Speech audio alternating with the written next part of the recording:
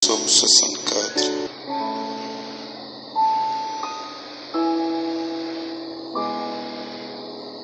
Verset 2 seulement. Oh Dieu, écoute ma voix. Quand j'ai gémi, protège ma vie contre l'ennemi que je crains. Et je pense que Dieu a entendu ça.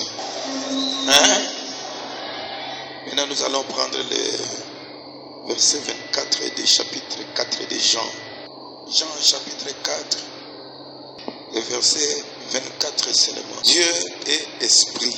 Et il faut que ceux qui l'adorent en esprit et en vérité. Hébreux chapitre 2, le verset 1, 3. C'est pourquoi nous devons d'autant plus nous attacher aux choses que nous avons entendues et peur que nous ne soyons emportés loin d'elles. Car si la parole prononcée par des anges a eu son effet, et si toute transgression et toute désobéissance a reçu une juste rétribution, comment échapperons-nous en négligeant un si grand salut qui, annoncé d'abord par le Seigneur, nous a été confirmé par ceux qui l'ont entendu. Dieu appuyant leur témoignage par des signes, des prodiges et divers miracles et par les dons du Saint-Esprit distribués selon sa volonté. Amen. Amen. Nous parlons toujours de l'Église et sa condition.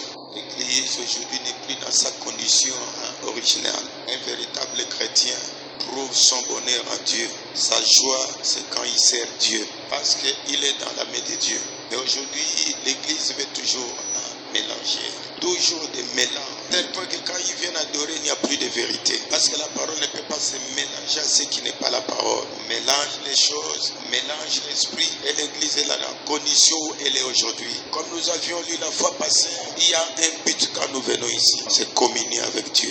Et nous voyons que Dieu, dans les jardins d'Éden, c'est le premier pasteur de l'homme.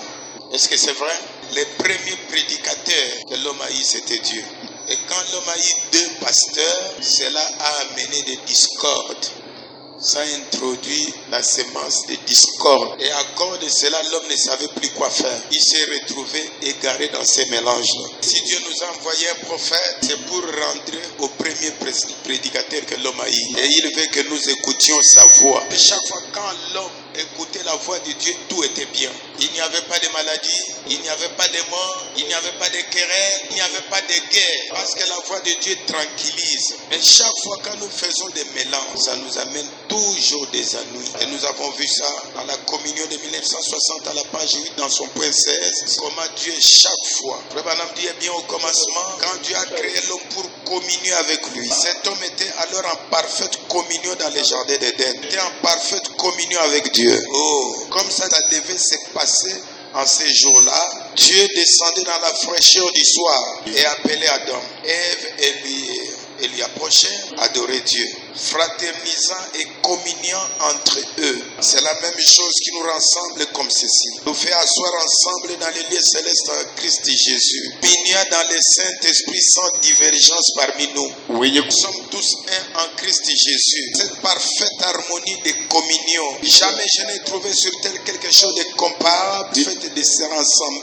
rassembler dans les lieux célestes et avoir communion. Communier avec Dieu. Communier les uns avec les autres. Eh bien, c'est là le dessein de Dieu dans les jardins d'Éden. Quand l'homme ne voulait plus écouter la voix de Dieu et communier avec Dieu, regardez là où l'homme se trouve. Dans les exposés à la page 63, les exposés des âges à la page 63, 4e paragraphe jusqu'au 8e. Or, nous savons avec précision, par la parole consignée par le Saint-Esprit, comment l'église primitive, l'église de l'origine, a été fondée et comment Dieu s'est manifesté en elle. La parole ne peut pas changer ou être altérée parce que la parole est Dieu. Jean 1:1. Au commencement était la parole et la parole était avec Dieu et la parole était Dieu. En changer une seule parole, comme l'a fait elle, entraîne le péché et la mort. Comme il est dit dans Apocalypse 22, 18, si quelqu'un y ajoute quelque chose, Dieu le frappera de fléaux écrits dans ses livres.